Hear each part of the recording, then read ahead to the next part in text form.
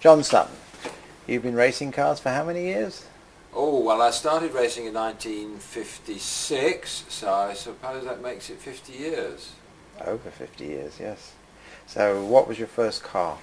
Well, like a lot of other young chaps in the 50s, I started with an Austin 7, and it was built up from a kit of parts into a little sports car. And friends of mine said to me, well, what are you going to do with it now you've built it? And they suggested going motor racing, which I did with some considerable success. Right, and that car you're sitting on at the moment, you've had that a very long time and a lot of success with that. Tell us a little bit about that. Well, this is the McLaughlin Special, and I bought it in 1957, not really knowing what the car was, and I paid a very high price for it, which was £150.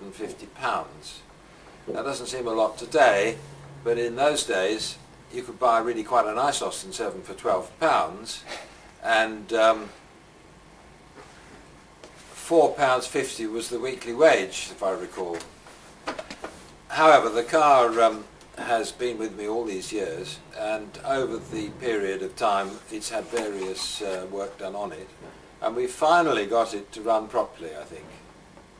So, John, are you planning to do much racing in 2007?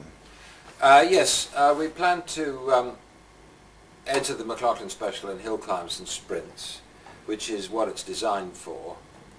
And the other car we have here is the Gordon Brattell Special, which has been built up specifically for circuit racing. So we have a choice.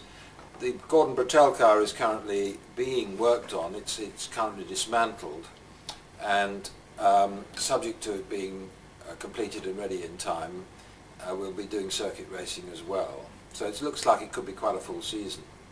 Well, John, you started racing Austin 7s and you're now racing Austin 7s again. But in the meantime, have you raced anything else? Yes, by the end of 1960s, the Austin Special was becoming uncompetitive, and I needed something more modern and a bit more competitive to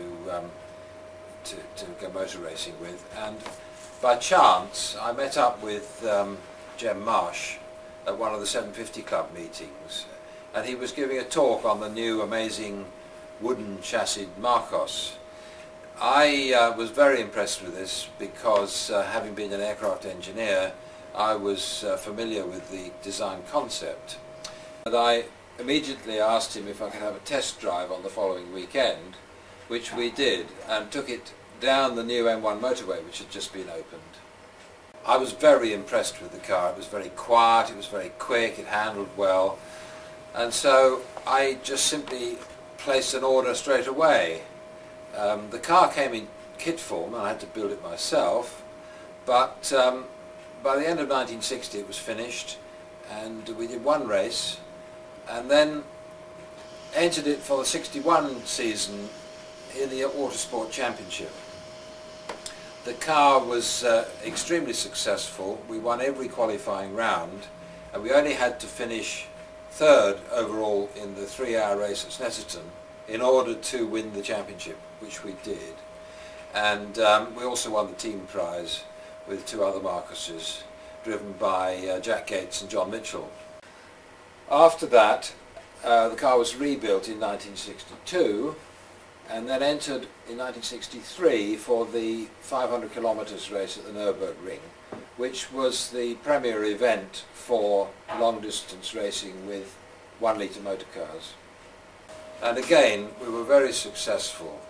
We won second place overall in the 500 Ks, and for those of you that follow Motor Marks, you'll be able to see a video of that race, which was taken by John Fuller and edited and overvoiced by my mechanics, Robert Cook.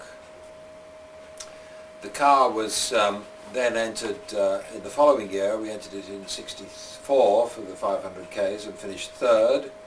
And we did other long distance races like the Martini Trophy and so on. So that was eventually sold, and I then retired from motor racing for quite a period.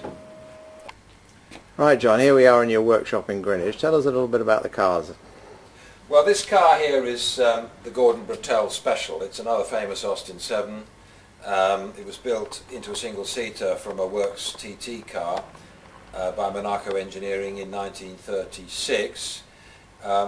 We've completely redesigned it here and rebuilt it, and it's currently an experimental car in some ways because it's been designed for circuit racing, and we've had to do a number of modifications which will hopefully be completed in time for this 2007 season. What about the car you're standing next to now, John? Well, this is an Austin Ulster. It's an original car. I bought it a long time ago in the 60s, and it belonged previously to Stan Goldthorpe, and prior to that Len Rowe, who raced it in 750 Formula. I bought it as a circuit racing car, and in fact we won the Voiturette Trophy with it. After it had been well raced, it was in a pretty bad state, and so the only thing to do was a complete restoration. It's been put back into original specification and into full road trim now. The other car, the little Chummy, we bought recently as an office hack. It's used for going to the post office and general factotum work. So it runs very nicely, it's a nice little car. Everybody should have an Austin 7. John, this Voxel has a very interesting history. Can you tell us a little bit about it? Yes, it's a 3098 OE167. Interestingly, Voxels were the only cars that were always known by their chassis numbers. This car left the factory in December 1924 and went to Australia new.